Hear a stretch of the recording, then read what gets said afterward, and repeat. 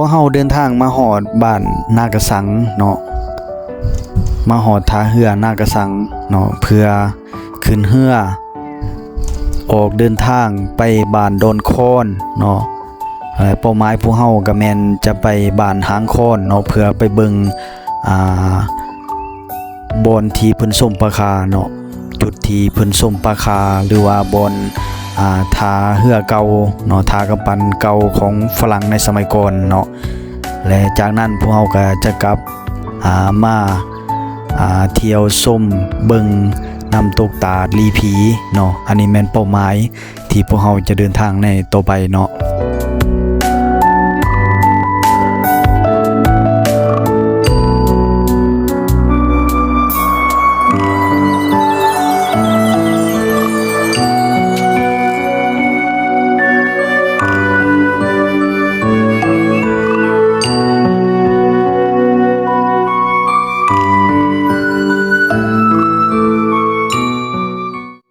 ผู้สาวฝรั่งเด้อนี่นะ ขี่3ล้อเนาะล่ะเนาะ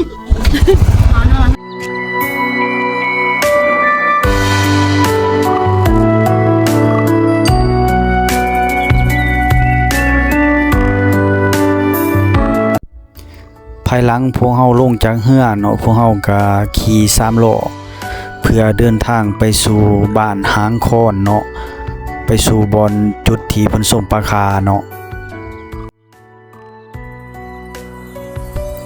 และในระหว่างทางเนาะพวกเฮาก็ได้แวะชมหัวรถไฟเก่าเนาะของฝรั่งในสมัยก่อนเนาะ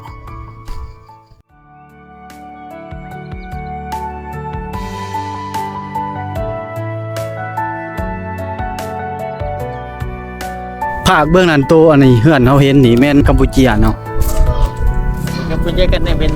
ใช่กัมพูเชียเฮาแนมเห็นนี่แต่ว่าเอาของพี่เอารักชูโอ้เราเบิ่งอันนี้ภาคเบิ่งนี่เนาะ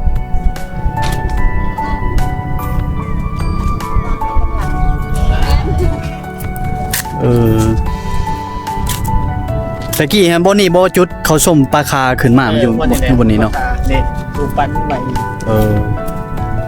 เป็นเขื่อนไหนมันเป็นตายเบิดบัดเขาเฮ็ดเขื่อนนี่แม่นบ่มีเนาะหมดเขื่อนไฟฟ้ามันตอนสลัมนี่ตอนสลัมเนาะนี่ตอนสลัม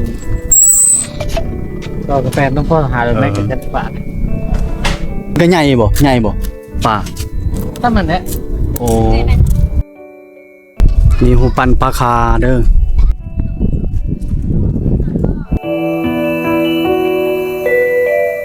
นี่แม่นมักโลเนาะที่เพิ่นใส่ในการดึงเหือลงไปนี่แม่นท่าเหือหรือว่าท่ากำปั้นของฝรั่งในสมัยก่อนเนาะ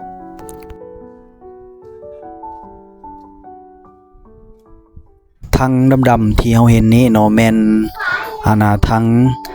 เก็บน้ำมันเหือเนาะบนเพิ่นบรรจุน้ำมันเหือหรือว่าน้ำมันกำปั้นเนาะของฝรั่ง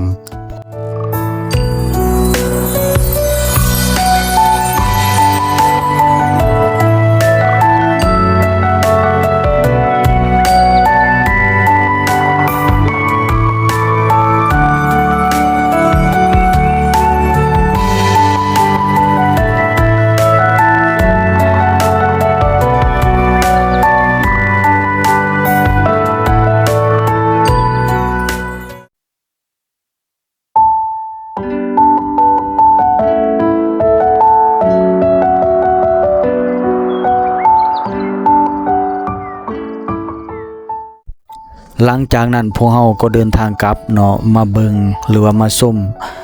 น้ำตกตาดลีผีเนาะ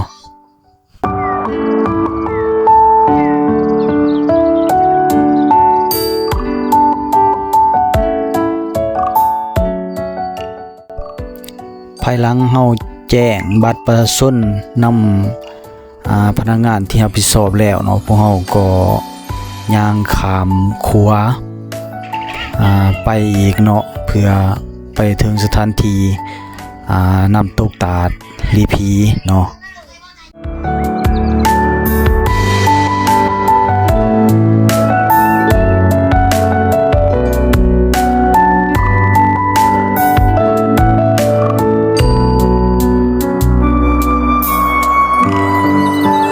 เ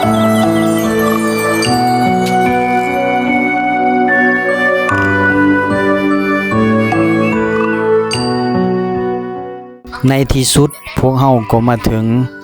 จุดน้ำตกตาดลีผีเนาะ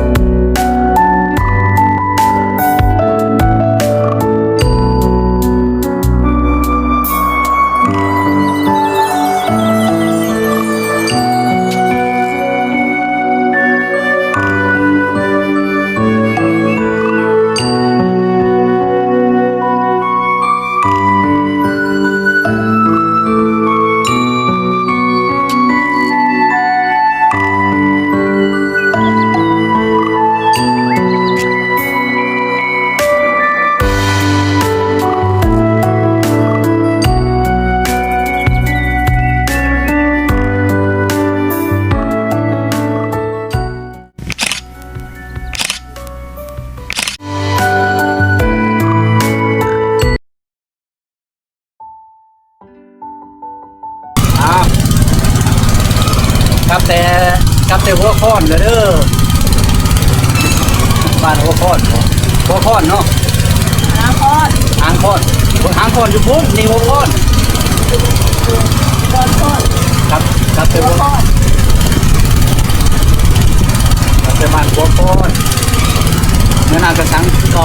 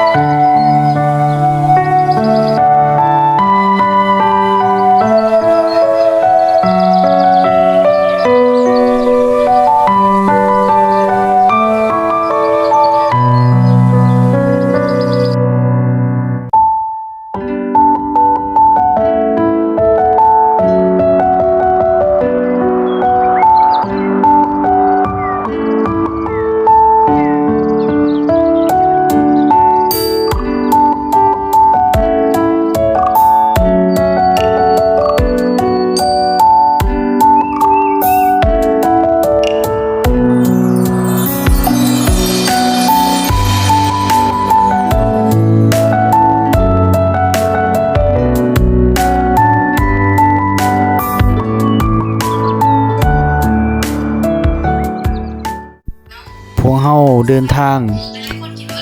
ไปเที่ยวส้มน้ำตกตาดคอนพระเพ่งต่อ